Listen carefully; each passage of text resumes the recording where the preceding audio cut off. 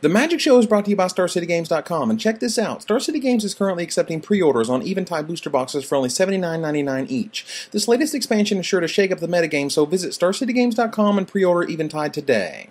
Hi, this is Charles Gendy, and welcome to the Magic Show.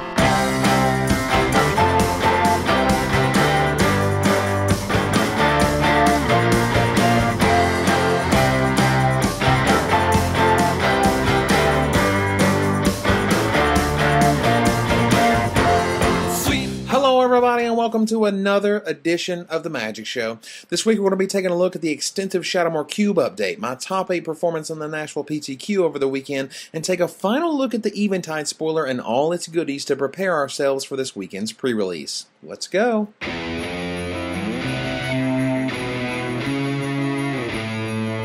So it's that time once again, just before the new set is released, and as such we need to go and revisit the cube once again. Now this update will encompass quite a few changes. I've changed no less than half a dozen cards for each color, consulted other cubes out there, and tried to really define what I wanted each color to be good at. Since the cube is this huge organic thing, it can easily go in one direction or another, and sometimes you have to stand back and figure out what you want each piece to do. The cube grew by 30 cards in this update, with 5 additional lands and the creation of an entirely new section, hybrid cards. Let's begin with white. The white drops are Shining Shoal, Reprisal, Judge Unworthy, True Believer, Malicious Pride, Order of Leetber, Glory, Flickering Ward, and Sunlance. The white additions are Twilight Shepherd, Prison Term, Radiance Judgment, Blade of the Sixth Pride, Feud Killer's Verdict, Soltari Visionary, Celestial Crusader, Spectral Procession, and Piana Nomad Captain. This update I like to call the white weenie that could, as a lot of the slower cards are removed, such as Glory and Shining Shoal, while emphasizing the two most powerful archetypes for white cards, weenies and control.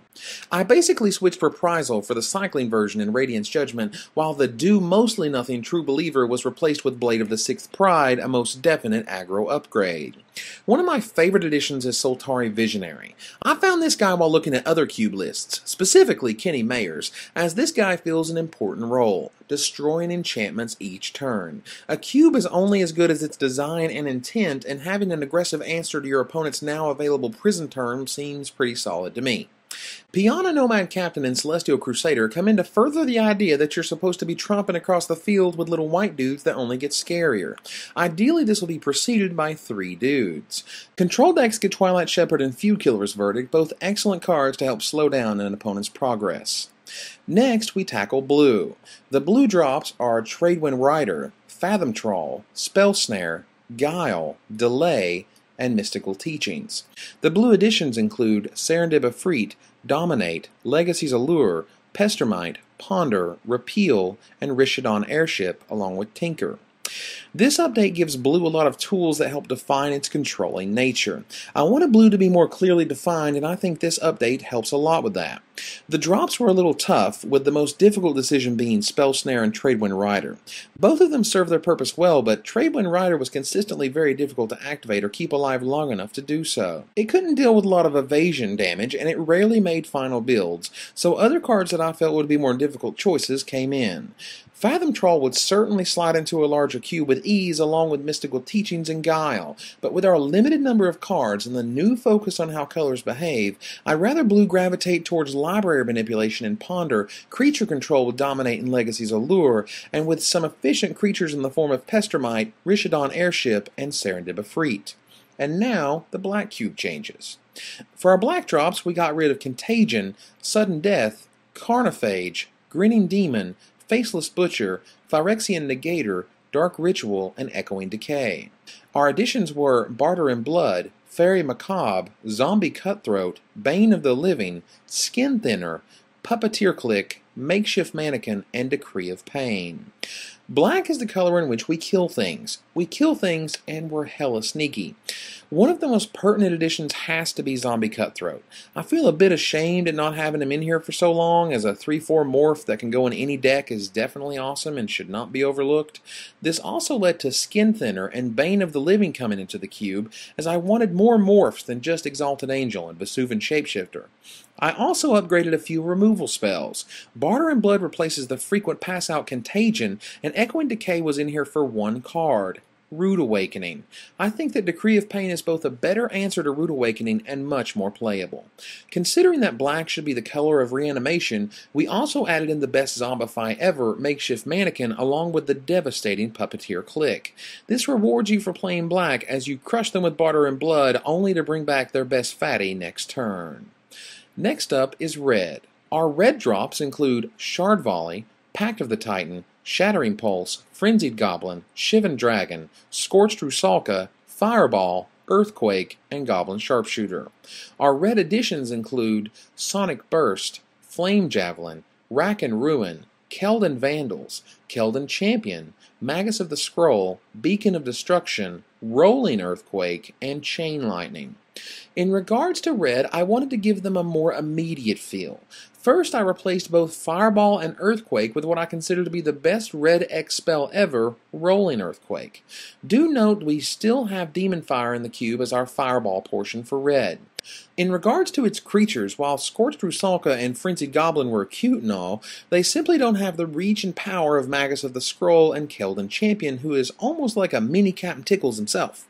Speaking of Keldons, Keldon Vandals are another role filler, giving you both a 4/1 beater and an answer to good artifacts in one card. The prevalence of cards like Scroll Rack and Crystal Shard were telling me that more answers were necessary, and the Vandals definitely prove it. Finishing these changes, I wanted to give red more direct burn in the form of Chain Lightning and Beacon of Destruction, while Sonic Burst is ridiculously efficient and Flame Javelin will probably see play across a variety of archetypes. We round out the colors now with green cards. Our green drops include Kamal, Fist of Krosa, Quagnoth, Sky Shroud Elite, Changeling Titan, Constant Mists, Defense of the Heart, Pattern of Rebirth, Crop Rotation, and Nostalgic Dreams. Our green additions include Pouncing Jaguar, Imperious Perfect, Iwamori of the Open Fist, Vigor, Tooth and Nail, Farseek, Plow Under, Restock, and Primal Command. In this update, we really redefine what green is all about. Creatures, creatures, and more creatures. Specifically, we want more aggressive creatures and big splashy spells. Green should be both immediate and be able to play big spells with all of the mana they generate. We added power in the form of Pouncing Jaguar, Imperious Perfect, Iwamori, and Vigor. Big spells were added in the form of Tooth and Nail, Plow Under, aka the most unfun card ever, Restock, and Primal Command. Crop Rotation wasn't seeing quite the play we were expecting, so it was replaced with Farseek, which should help with the insane mana bases seen in cube drafts. I removed a few big creatures that never saw play, such as Kamal and Quagnoth, while getting rid of silly enchantments and whatnot that weren't really giving green the flavor I was looking for. Green-red aggro is one of my favorite archetypes to draft, so I wanted to give this color tools for that archetype while still allowing big mana decks to abuse cards like Tooth and Nail and Primal Command. We now move on to artifacts. The artifact drops were Akroma's Memorial, Memnarch, Deathrender, and Force Field. Our artifact additions include Grim Poppet, Lurebound Scarecrow, Engineered Explosives, and Razormane Masticore. In this update, I definitely wanted to switch out Z-Goggles, aka Akroma's Memorial, as no one ever played with the thing and it had been hanging around for too long. Deathrender was a neat idea but didn't work out. Memnarch was just too much mana 90% of the time, and Force Field is just an unfun card. I'd rather give the colors more power and answers than have someone sit behind a 3-mana artifact all day. That said, the additions all provide some utility to a variety of archetypes. Grim Poppet is a control player's dream, the reverse Triskelion we all enjoy, while Lurebound Scarecrow is wonderfully aggressive, and Razormane Masticore is yet another card that makes Squee awesome, and there is nothing wrong with that. Regarding the land section of the cube, I have modified nothing other than adding the 5 Karen's lands from Shadowmoor. These 5 additions add up the total land count to 60. Up next are the multicolor cards. This section has been switched up quite a bit due to the Shadowmoor block. With so many awesome hybrid cards in Shadowmoor, plus the existence of hybrid cards in Ravnica block, I decided it was now time for the multicolor section to be multicolor only, meaning no hybrid mana symbols anywhere in the cost. This gives us the following updates. Our blue-white drops are Azorius Guildmage and Court Hussar. Our blue-white additions are Cloudcover and Teferi's Moat. Our blue-black drops are Widewind the Biting Gale, and our blue-black addition is Recoil. Our green-red drop is Giant Solifuge, Captain Tickles, and our green-red edition is Fires of Yavimaya. Our black-red drops are Strangling Soot and Wart Boggart Ante, and our black-red editions are Hellhole Rats and Wrecking Ball. Our blue-green drops are Coiling Oracle, with our blue-green edition being Temporal Spring. While a lot of these cards are dropped, some have simply been moved to the hybrid section we'll cover next. In regards to these additions, I'm really curious how annoying Cloudcover can or will be, the power of Hellhole Rats against those big mana control decks, and Temporal Spring is another attempt to find a decent blue-green card. While there are plenty of blue-green hybrids coming our way, the blue-green multicolor cards leave much to be desired. Yavimaya Embrace, anyone? Lastly, Wrecking Ball makes its way back into the cube as another answer to annoying lands, while at the same time giving you yet another creature removal spell. Now let's talk about the new hybrid section. We'll take this one section at a time. For blue-white hybrids, we have Augury Adept, Azorius Guildmage, Mirrorweave, Mistmeadow Witch, and Plumeveil. Blue-white hybrids give a little to each color, though I believe White Weenie will probably benefit the most. Augury Adept and Azorius Guildmage are no joke, while Mirrorweave is an excellent weenie finisher. Mistmeadow Witch and Plumeveil, however, are excellent answers to a variety of decks, with Plumeveil keeping aggro in check, while Mistmeadow Witch will demolish a mid-range deck and can let you get the most use out of your 187 creatures. Green-white hybrids are as following: Kitchen Finks, Mercy Killing, Oversoul of Dusk, Wiltleaf Cavaliers, and Wiltleaf Liege.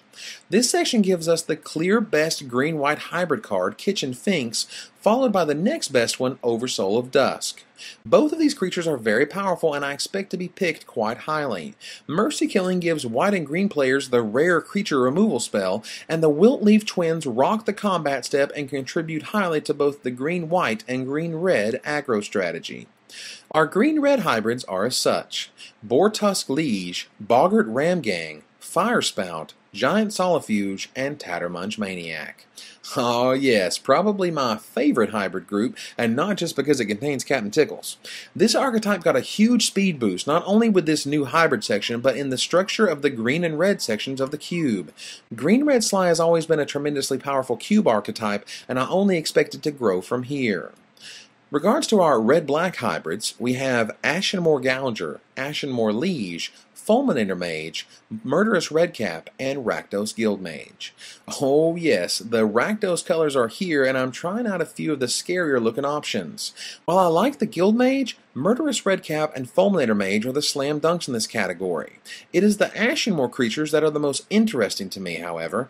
I like how the Liege makes your opponent almost solely rely on mass removal and is a great answer to Crystal Shard, one of the most powerful weapons in the cube. The Gouger, of course, is just huge, and I hope he'll make an impact in both black-red and green-red aggro archetypes. For our final hybrid group, the blue-black hybrids, we have Dimir Guildmage, Inkfathom Infiltrator, Memory Plunder, Una, Queen of the Fae, and Sig, River Cutthroat. These guys define the sneaky and powerful black with cards like Inkfathom Infiltrator and Memory Plunder, while giving the control decks their Big Perm and Dimir Guildmage for long game domination. Finally, Sig, River Cutthroat should fit in the aggressive red-black archetype very nicely. And so there you have it. The cube has grown by 30 cards, almost 7%, and we have both new lands and an entirely new multicolor section to show for it. This latest round of tweaks comes as a result of many cube sessions since the release of Shadowmoor, and I believe they will only do good things to the greatest format ever created. I hope this section was informative, and if you're thinking about starting your own cube, now's the time.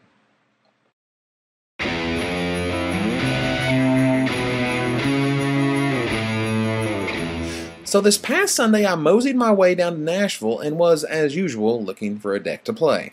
I had originally wanted to play Fairies because it's so far and away the best deck it's not even funny anymore, and my red lightsaber just showed up in the mail. That said, Fairies was a no-go. Almost every friend of mine was playing it anyway, and as such all of those precious Bitter Blossoms and Mistbind Clicks and Blue Wrath of Gods were all tied up. So that left a few options. One was the Quick and Toast decks, which are generally just makeshift mannequin and a bunch of good creatures stuffed in there. Secondly was Elementals, which has morphed itself so badly I don't even recognize it anymore. Now it's just Revelark, Bitter Blossom, Mannequin, Fulminator, Toast thing, and I just don't get it. So that left Kithkin, and being the aggro playing junkie that I am, I warmed right up to it. Here is the list that I played. Now, this list was designed by Philip Dickman and Tillman Bragg, a few Nashville playing buddies of mine who had some interest in inclusions. The best, by far, was Malicious Pride. This is a card that hasn't been seen in winning Kithkin lists for a while, and the ability to pump tokens out each turn thanks to Mutavault activations was definitely nice and led to a few game wins. Mirror Entity is the other breakout here, but honestly, he would have been better as a third Crib Swap and another Thistledown Liege. Crib Swap was probably my MVP of the day. It just deals with so much. Cloud Threshers, Horde of Notions, Chameleon Colossus, the list goes on and on. At the beginning of the season, I would say that Oblivion Ring was the easy call in the Kithkin deck, but with so many Wisp Mares and the like running around, Crib Swap is where it's at. Regarding the sideboard, Burnt and Forge Tenders were swapped with Gold Metal Harriers against decks that didn't run Firespout, and the two Oblivion Rings should have been a Johnny Goldmane. I couldn't find the two before the tournament began, and I never really needed them anyway. Bridget Hero of Kinsbale is the real mirror technology, with Pollen Lullaby still winning the Tempo Wars, and Wismare coming in, of course, for the Fairies matchup. Here is my report in brief. Round 1, I played a guy sporting green-white Little Kid. This is the green-white deck with lots of dudes, Shield of the Oversoul, and generally more dudes. After losing the first one quickly, I was afraid of going the old 0-2 drop, so I tightened my play and took games 2 and 3 easily. Round 2, I'll admit to playing like an absolute donkey. Aggro decks are, admittedly, easier to play than the Quick and Toast deck I was faced against, but you still have to make good decisions. I failed to play my Windbrisk Kites when it was clearly the land to play, twice, and a bunch of little mistakes piled up and sent me into the X1 bracket. Round 3, I played against a friendly Goblins player. He wanted to play Goblins because no one else was playing them. Unfortunately, he found out why. Their threats are simply not as powerful or conducive to a winning strategy like Kithkin or Fairies are. Even Shaman, I believe, are more powerful than Goblins, and as such I quickly swept this match 2-0. Round 4 was the killer. I had ran out to my car for something, and as I returned I noticed everyone had already sat down to play.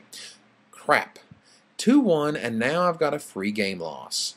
But I was not going to be deterred. I was determined to not only do well, but to win this match. I was going to make it happen. I was convinced of it. I sat down and shuffled up to battle as I was given my free game loss by the judge. In game 1, or game 2, I was in big trouble. He was running a funky Fairies deck and had makeshift mannequin Big Perm out into play. One activation would have pretty much sealed my fate at that point. Then he said the immortal words. Una for 4, naming blue. White. This is where you have to be a little bit of a, stickler for the rules. Misclicking in real life does actually happen, and it happened here. Considering my back was against the wall and I had just gotten a game loss for tardiness, I was not about to let him take it back. On the top of my deck, I flipped over 3 white creatures and a plains. At that point, the tempo was getting too much for him, and it was on the next turn in which I discovered one of the sickest, most unfair interactions in block. I don't know about you, but I can't tell you how many times I've had to go into my Declare Attacker step, staring down Cryptic Command mana, and fretting because I can't beat the Blue Wrath of God. Then I notice something. An interesting interaction.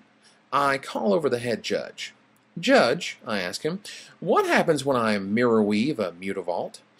All other creatures become a copy of Mutavault, he tells me, that are just Mutavaults, not 2/2 shapeshifters. This, Magic players, is the key to success against the Fae. No longer will their Cryptic Commands stop you. Here's what happened. With him at 6 life, I go to my Declare Attacker step. He Cryptic Commands, tapping my guys and bouncing something. In response, I mirror weave my activated Mutavault. tap that same Mutavault for mana, then allow Cryptic Command to resolve and use the floating mana plus the rest of my resources to turn my team of unactivated Mutavaults into activated 2/2 shapeshifters, which then kill him. In Game 3, I'm in almost the exact same situation except that he has double Cryptic Command, and I have a ton of guys on the board thanks to Spectral Procession and Cloudgoat Ranger. And thanks to the Mirror Weave and Mutavault interaction, I win this game before even one Cryptic Command has a chance to ruin me. If there was anything I took away from this tournament, it is this interaction. Use it wisely. Wow, he told me afterwards, I thought I had that game wrapped up. I mean, I had 2 Cryptic Command. Could this be the anti-Blue Wrath technology? In round 5, I can't remember what I played, but it must not have taken long. That's really all I have for this round. I just have no idea. In round 6, I played up, meaning I played a 5-0 guy while my 4-1 record was looking good. He was playing elementals and got stuck on just a few lands in game 1, and any hiccups against Kithkin are just game over. In game 2, he had a better start, but he couldn't go beyond 4 lands in that one, and it was over far too quickly. In round 7, I played the Mirror against a player who wasn't very good at playing the Mirror. It didn't take long to out-Mirror Weave him to victory. After drawing in the top 8, I played my round 6 matchup again. This time he got the lands he was looking for, and I didn't have the Crypt swap for his Horde of Notions in game 1. In game 2, it came down to me mirror weaving his Revelark with Cloud Thresher's ability on the stack to bring back all of my guys, destroy his Cloud Thresher, and leave him with a Revelark, 3 Incandescent Soul Stokes, and me at 9 life. Then, of course, he ripped the Muldrifter, put it into play with a Soul Stoke, and flew over for the win. However, I could have also mirror-weaved a Spectral Procession Dude token, which would have left us both in top deck mode and gave me 9 life. While he may have ripped the Muldrifter next turn, it would have given me a much better chance at winning the game than hoping he had no flyers in hand. Oh well, just your basic second guessing after a PTQ top 8 loss. I hope you guys enjoy the Mirrored Mastery that I threw down in Nashville and encourage you to play it as well, if that's your thing, or if you can't find any Cryptic commands.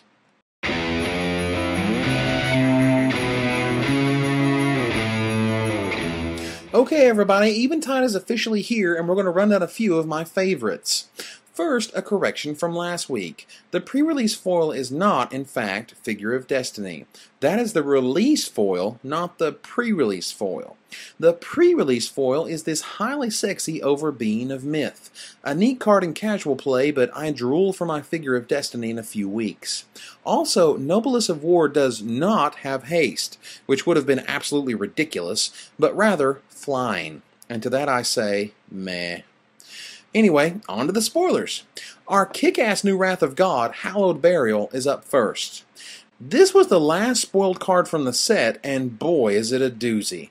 This Super Wrath of God takes care of all the recursion-based creatures in this block, and ensures that those makeshift mannequin decks with their toast and their jelly don't get any reanimation targets at all. This will easily be one of the chase rares from the set and a staple in control decks for years to come, or at least as long as Persist keeps rocking the environment. Next up is Devin Lowe's July 4th spoiler, Light from Within. Now, if you're like me, you probably said, oh, that's an interesting sorcery, just another white pump, and then you noticed it said enchantment on it. Holy crap! I believe we just found the best glorious anthem ever. This is the perfect 4-drop to one of the best 3-drops ever, Hearthfire Hobgoblin. A 5/5 double striker on turn 4 much? Sure, it's the nut draw, but Light from Within is no joke. This rewards White Weenie players for playing, well, White Weenie creatures. The deal breaker may be that it doesn't pump your 3 dudes or malicious pride tokens, but we'll see about that. Up next is Quill Spike. This is a very innocent looking 1/1 that I believe could be very, very powerful. Why? 1 creature, Devoted Druid.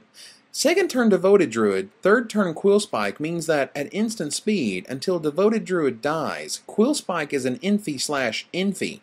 That's powerful stuff.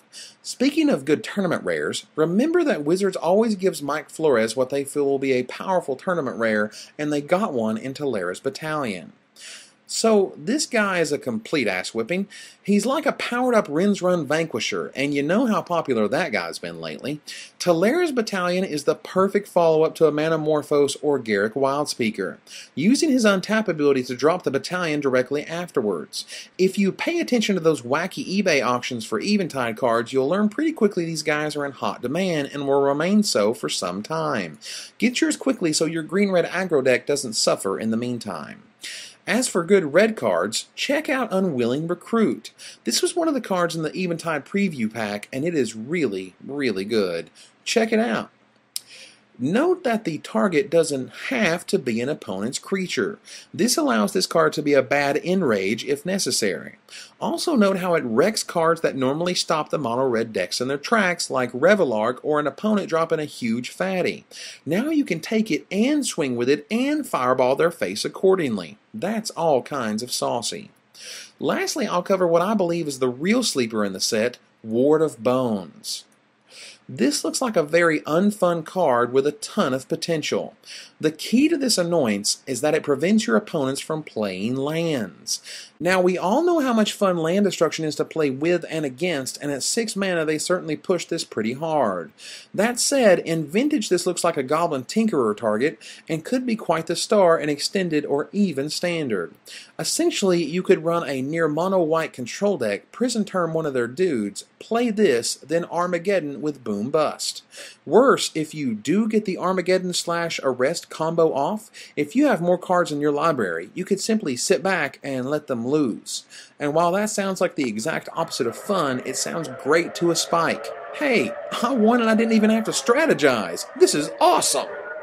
So that's the Eventide spoilers this go around. I hope you've enjoyed the spoiler season as much as I have. Of course, as the pre-release occurs and goes by us, more breakout cards will appear and you know just where they'll pop up.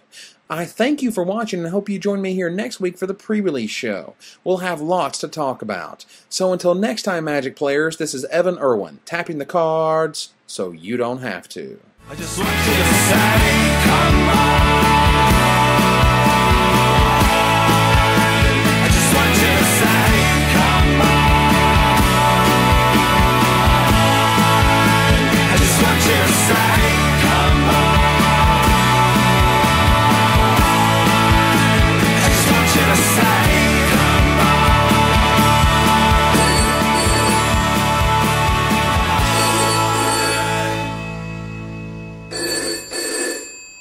Hey, Pete. Hey, Pete, this is Patrick. Yeah. I'm actually calling to find out if there's any chance that I could just have my August paycheck. You know, all that money we're taking off those kids that read the articles. Yeah, I want to have it shipped to me in the form of noggles. See, I realize now we got to look at this as futures, right? If we would have just, if I would have just got paid in Tarmogoyf, I would be making as much money as Waffle Tapa at this point. So what I'm going to need you to do is go ahead and just give me noggles. The blue-red creatures, I need as many noggles as you can get, preferably in an even distribution between all of them. Actually, give me twice as many of the rare ones. But I'm going to need noggles for days. All right, thanks, Pete. Talk to you later.